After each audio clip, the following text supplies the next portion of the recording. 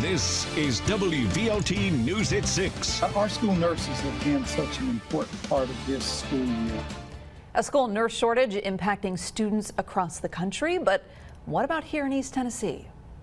New at 6. Valentine's Day just around the corner. Broken heart syndrome is a thing. It's more common than ever in women. What's causing it, and what do you need to look out for? Good evening. Glad you're here for WVLT News at 6 o'clock. I'm Ted Hall. And I'm Amanda Hara. Thanks for joining us. Does your child have a nurse in their school? A quarter of the public schools in this country didn't have a school nurse before the pandemic started. Now, more school nurses are leaving the industry due to low wages and more. But there is good news for East Tennessee. Ashley Boley joining us now to explain why school districts say it's not really a problem in our area. Ashley. Yeah, thankfully not an issue. School nurse services vary across and within states, but in East Tennessee, many school systems tell me they're fully staffed. I talked to the Hamlin County School Superintendent. Jeff Perry says there's a nurse at each of their elementary, middle, and high schools. They also hired a floating nurse to go between schools. He thinks that some of the high demand of hospitals or doctors' offices may have allowed nurses to pursue working in schools instead. Wow.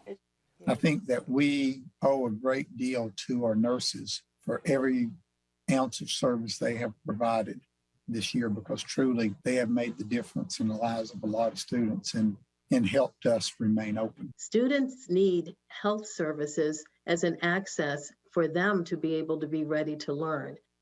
Current school nurse student ratio in Tennessee is 1 nurse for every 3,000 students. The CDC recommends 1 nurse for every 750 students. I checked with dozens of school systems that told me they do not have a nurse shortage. A few of the bigger ones to name: Blount, Jefferson, Knox, Sevier, and Loudoun. They're all fully staffed.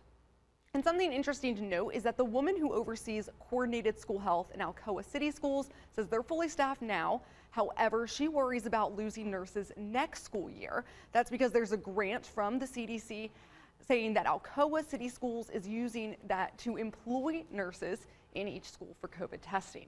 All right, how long is that grant going to last? There's no guarantee how long it will last. However, parents don't have to worry about the health care their students are getting while at school, but it's a topic I plan to follow up before the next school year. All right, Ashley Boley reporting tonight. Ashley, thanks.